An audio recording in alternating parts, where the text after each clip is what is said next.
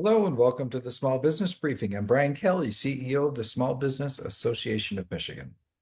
Hi, good afternoon, everyone. I'm Sarah Miller, Vice President of Operations here at SBAM. Thanks for tuning in.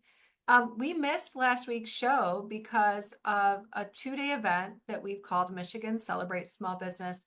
And so, Brian, I thought we might take our viewers through a few highlights of those 2 days and share a few photos. So I'm going to share my screen a little bit if you want to kind of walk through what our guests experienced. This is our biggest event of the year by far, and it does take the place of what was previously the Small Business Summit in the summertime around our annual meeting. We started out with a luncheon that was a gathering of business leaders from around the state and a great panel discussion. Actually, even right before that, we released our scorecard report, our annual scorecard report, which we're going to talk about in a few minutes on this briefing. But we had a very engaging and lively discussion as a group together at the Lansing Center, and then we broke out into educational sessions, and those educational sessions um, were led by other business owners. And we had such great reviews, awesome content, and some awesome time together with business owners.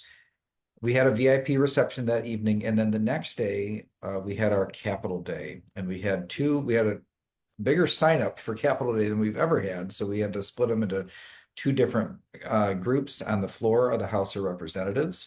And so we had a discussion at Greywall Hall, and in the morning, a really lively panel discussion about how the process works and how to engage in it. Then we literally walked over to the Capitol and spent some time on the floor. And then we released everybody to go get dressed up for the big gala, and surprised everybody. The gala was opened by Governor Whitmer, as you can see in the picture there, and then there's the gala itself, the 50 companies to watch, and it's in the Breslin Center, as you can see. Like, it's just all made into literally a red carpet affair, and all the awards winners were up. It was really an awesome evening. And then there was a famous rock band that performed in the after party after the gala that night. And I always knew someday I'd play the Breslin Center, even if I had to book it myself. And so here we were. We had such a wonderful time with hundreds and hundreds of different businesses throughout that 2 day period. But really, all of it is about celebrating small business, the impact that small business has on Michigan. And we've already got the dates lined up for next year. So to the extent that you're a planner and you looked at those pictures and said, "How did I miss this?" The you'll or if you're at it and you want to make sure that you're part of it again next year, April 21st and 22nd of next year, it'll be at the Breslin Center and Lansing Center again. And it'll be even bigger and even better, because that's just how we do it. Every year we learn a little bit more and grow it bigger and better for the next year. And we love it. It's the best couple of days that we have at SBAM, where so many people, the whole team is involved in making it happen, pulling it off. And at the end of the day, the goal is to make sure that small businesses in Michigan feel celebrated, because they are the heroes of the Michigan economy. All right, and we dove right into that, and so I missed welcoming our new member of the week. They are Family Wealth Factor, and they are a new VIP member. So welcome to Family Wealth Factor and all of our new members. All right, Brian, you referenced the scorecard. It was part of the Michigan Celebrate Small Business event. We did a release last week, Monday. I'm going to find the link to share here, but can you go over some of the highlights? Yeah, so Sarah will show you the link, and you can follow it and take a look at the report. Several chapters of really important and insightful information about the entrepreneurial economy in Michigan. One of the things 21 years ago, when this report was born, when this scorecard was born, it was out of a recognition that when we look at the stats for how the economy is doing, those top line stats don't tell the story, or don't always tell the story about what's happening with small businesses. And so that's what the scorecard is about. How is the economy for entrepreneurs and small businesses? So what we did this year, because there were so many different insights in so many different areas, some things going well and some things not so well. Overall, we definitely see some erosion in the operating climate in Michigan, but also some things to be excited about in the report. So what we did, instead of like an executive summary, we had 5 things we're excited about, 5 things we're concerned with from this report. I'll just give you a little bit of a flavor. You might hear a lot about big companies in the news, but in the last 20 years, so you look back, going back, we've been doing this report for 21 years actually, but for the last couple of decades, self-employment, so sole proprietors and stage 1 businesses, meaning 1 to 9 employees, have grown in number by 33 and 43% respectively, far outpacing all other size of businesses. That's in the total number of businesses. We also found that stage 1 businesses, those 1 to 9 employee businesses, so the economists often call them micro businesses, actually provide a more stable employment base than larger businesses. That's not how people think about it. They think of like the stable businesses are the larger businesses. It turns out, from an overall employment standpoint in Michigan, during times of recession, businesses with 1 to 9 employees, or jobs from businesses with 1 to 9 employees, actually go down less than other forms of businesses, and so they're more stable during downtimes. And another thing we're pretty excited about is the 5-year establishment survival rate. So the number of businesses that form and still exist 5 years later, Michigan has become a leader in that category. It's kind of a rule of thumb that about half of businesses that start end up failing. And here in Michigan, the 5-year survival rate, Michigan is a leader. But we're also seeing some contraction now happening. Some things that we're concerned about.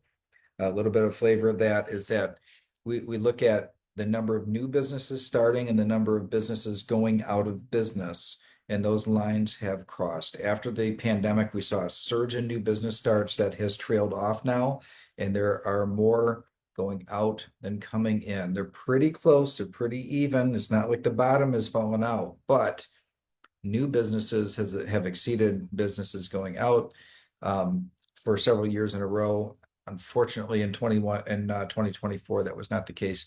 And also businesses expanding exceed the business, or that are eclipsed by those that are contracting in overall employment. So we definitely see some holding back. Now, keep in mind, this report is for 2024 and before. Okay, so you should think of it as the strength of the Michigan entrepreneurial economy heading into 2025. And obviously, we're going to talk about that today. 2025 has carried a lot of changes and challenges and a lot of history yet to be written. But this is a very, very insightful report. And I would encourage everybody to take a look at it, get some insight on what's been happening more broadly in Michigan's entrepreneurial economy. And you can really come away with it, though, with a special appreciation for how indispensable small businesses are to Michigan's economy. All right, well, thanks for that synopsis, Brian. And I did share the link so you all can download it and review it. Bridge, Michigan recently did an article summarizing larger business economic development incentives. So what did they find?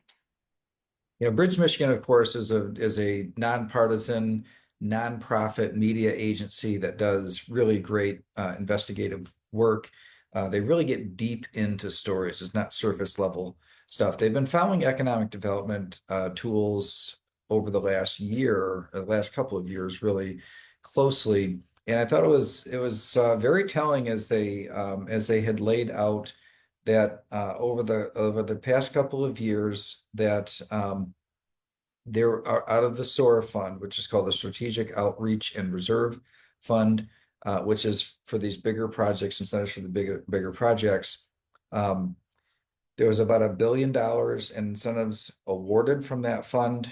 They had agreements in place that they were supposed to create 65,491 jobs And to date, so far, they've created 13,079 jobs, which is if you just do the math, a simple, divide $1 billion by 13,000, you find it's about $76,000 in subsidy from the state for those jobs that have been created. Now, some of them still might yet be created in the future, those jobs, um, definitely the price tag on that program coming out much higher than what was expected. If you contrast that with what's happening in the small business world, um, it is taking a look at the entrepreneurial scorecard report that we just talked about.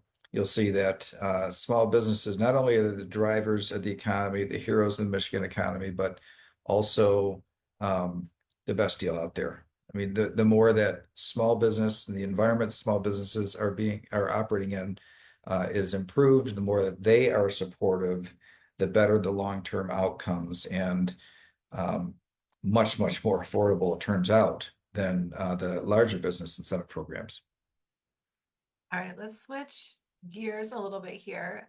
Since we last met, there's been a bit of a showdown between the chairman of the Federal Reserve and President Trump regarding interest rate levels. I think the temperature on that dispute kind of modestly declined, but Brian, can you walk us through some expectations on what this means for borrowing costs moving forward?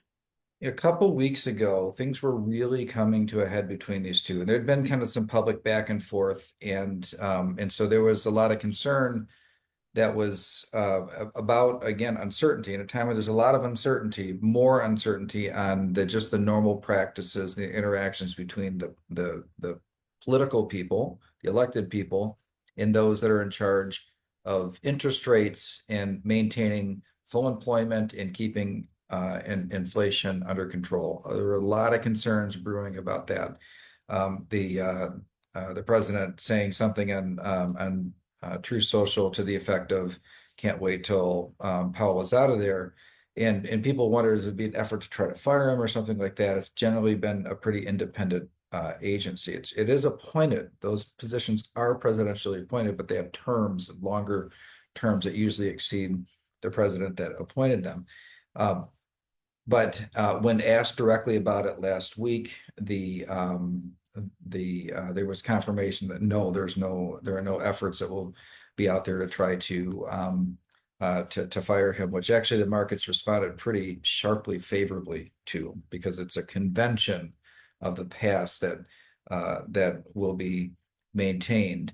Now, with respect to interest rates, there has been resistance to lower interest rates, and there's been primarily, I think, two reasons for this. The first being that inflation, while it has come down, it is not quite at the target level yet, and so there is concern that it's just that if you juice the economy with lower interest rates before you hit your target inflation rates, and it's been kind of stubbornly stuck around that 3% mark, wanting to get it down to 2%, then you could end up back in an inflation problem, have to raise interest rates even more in the future. The other uncertainty that has been voiced by the Federal Reserve is the tariff policy question. And while tariffs are normally not looked at as a classic inflationary type of a tool, it's usually a one-time shot. You put a tariff in place, whatever the tariff is on, the cost of that thing will go up, but it's not like it continues to go up. It just goes up whatever the tariff is or whatever portion of the tariff the consumer ends up paying. And so it's not like ongoing inflation. But in where the Federal Reserve and I think also some of the markets are concerned about is to the extent that that tariffs in place create shortages of things. That's different than a tariff cost. Okay, so a tariff cost, that's a one-time shot. Prices adjust to the tariff, and then it wouldn't be the sort of thing that the Federal Reserve would be worried about in terms of causing inflation. But when you have widespread across the board tariffs, and they haven't settled yet, we don't know where they're going to be. To the extent that there are things that there are shortages in that people still want to or demand to buy, then those shortages can drive persistent inflation. I think that's the thing that is holding the Federal Reserve back. So it's because of tariffs, but not because of the direct cost of the tariff, but to the extent that they might really lead to shortages and things that can lead to persistent inflation. So I think there's been a little bit of misunderstanding about exactly what the concern of the Federal Reserve is in this case, and it is a valid concern. So there's so when my reading or my hearing of the um, what's being communicated by the Federal Reserve is not that interest rate cuts are out of the question. I still think that we're going to get interest rate cuts this year, maybe two, but but there's not but there's still this wait and see that a few things are the tariff policy is going to have to settle, and we're going to have to see how the market adjusts and and how the American consumer response. If we do see shortages, that's the sort of thing that I think will prevent interest rate cuts in the near term. But if we don't see shortages on things, but even though there are tariffs in place, it probably will have the type of reaction I think we kind of settle back into the default course of action that we saw in the beginning of the year, which is a couple of interest rate cuts. All right, let's talk about another number that we cover frequently on the briefing, and that is Michigan's unemployment number. You've been talking about a rising unemployment rate as an area of concern, and it looks like the March numbers are contributing to that concern. Yeah, and so in March we saw another small increase, and each of these months we're not seeing like big jumps, but it's added up to a big jump over the course of more than a year now. Whereas we've seen each year the interest rate just or not interest rate, the unemployment rate just inch up, inch up, inch up. And so it's been so persistent and so consistent over the last year. It now stands at 5.5%. And that 5.5% is high compared to recent past, with the exception of that the few months around the depths of the pandemic. And so this is actually getting to be a bigger and bigger concern each year, that Michigan's unemployment rate, historically 5.5% is actually not bad for Michigan. If you go back the last 50 years and look at an average, it probably doesn't stack up too poorly. But when you look at the last 10 years, it does look high. And I don't necessarily think it is as relevant to compare Michigan to itself of the past as it is to compare Michigan to other states today. And if you compare us to other states today, we're 49th. Okay, only Nevada has a higher unemployment rate right now. Now, sometimes unemployment rate can go up for good reasons, and that's when you have more people joining the workforce that have not yet found work. It's always good for people to join the workforce, but that was not the case this time. The labor force participation rate stayed the same, so that hasn't fallen or improved. It just stayed the same. So in this case, the continued erosion of the employment landscape in Michigan is a concern. And in some ways, these types of concerns are bigger because there is no dramatic thing that jolt people into action. It's just been this kind of steady march, and that march has led to Michigan having what's getting to be a fairly uncomfortable level of unemployment. 5.5%. It's not an alarms blaring type situation, but it is.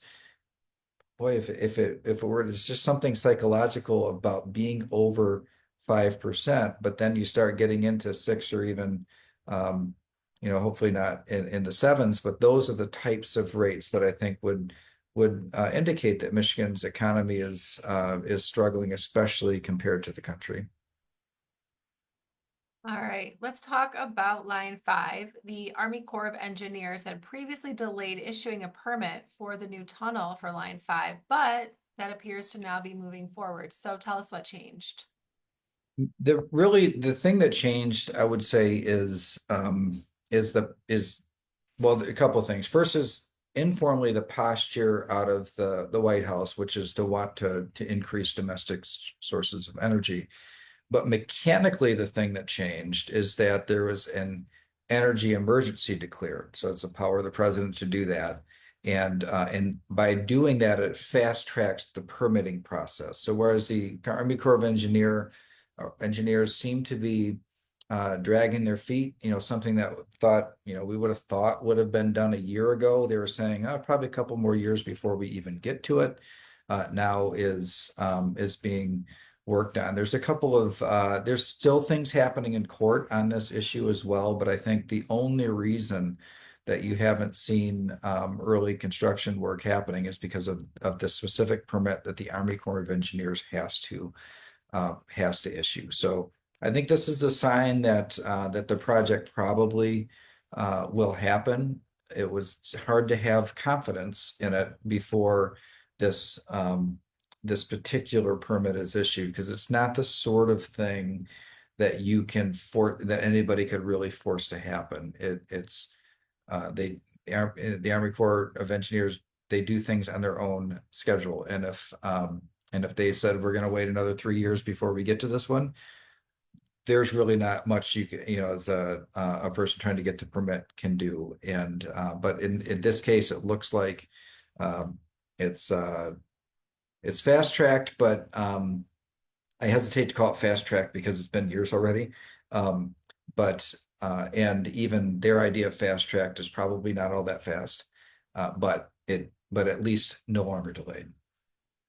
All right, we're going to talk about something that I'm not sure we've talked about on this show before, and that is international travel. And it's actually down. International travel to the United States is down substantially last month compared to March of 2024. So, what's the scale of that drop off?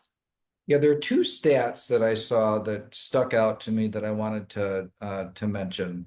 And yeah, the only other time we've talked about travel to the United States going down was when it was restricted because of COVID, when it went to like zero. But if we were to set that aside for a moment, okay, without those types of restrictions, or like 9/11 when travel stopped for a little while. In this case, though, the two things like air traffic into the United States. Okay, it was in let's see, in March, it declined by about 900,000 people, and that's about a 10%, almost a 10% decline over March the previous year. And and while you might, airfare and all that kind of stuff, there's a lot of factors that can go into it, but um, I don't think that there's really any question that this really would be tied to business travel and to the extent probably some leisure travel too, with respect to the trade issues and international relation issues. But also I'm confident in saying that's related because if you look at the border crossings with Canada, you also saw a pretty substantial decline. It's actually a bigger decline there. So border figures show, let's see, in March of 2024, 4.9, almost 5 million came to the US from Canada in March of 2024, and that number dropped to 4.1 million in March of 2025. So that's a pretty dramatic decline. I don't know how permanent really that would be. Again, I think there's a lot of things that aren't settled, but I don't think you could really there would really be any question that this really tied to trade issues and perhaps some leisure and travel. I want to say like hospitality type travel, vacation type travel. Um, Whether or not that creates pent up demand when everything settles later on, if it ever settles. I mean, eventually it's going to settle. I guess that story will be yet to be told. But those were big enough drops in a single month. I thought it would warranted at least bringing it to your attention. All right, let's talk about our election watch 2026, starting off with the race for governor, which kind of got a big but not necessarily unexpected announcement. Yeah, so Congressman John James got into the race on the in the Republican primary, and that was very, very much anticipated or expected. So it's not a surprise, but definitely, a big the biggest name to get in the race. And in terms of other announced candidates or the other kind of major type announced candidates on the Republican side, he joins Eric Nesbitt, who is the Senate Majority Leader or Senate Minority Leader, sorry, and also Mike Cox, former Attorney General of Michigan, that has got in the race too.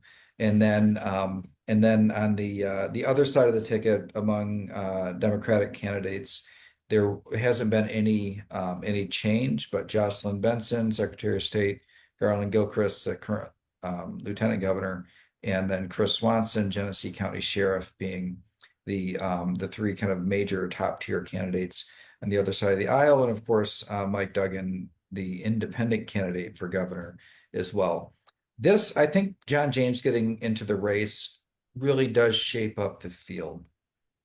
There's potentially you could see there's a few other people that are still talking about it that would be names that you might consider top tier names, but that field, here we are. It is only, it's almost May, but still late April, the year before the election, and that's a very rounded out type of a field, a very well developed field. So that's what we have, and I think for a while that's what it's going to look like. And all of those candidates are the type of candidates I could see submitting the signatures and making the ballot.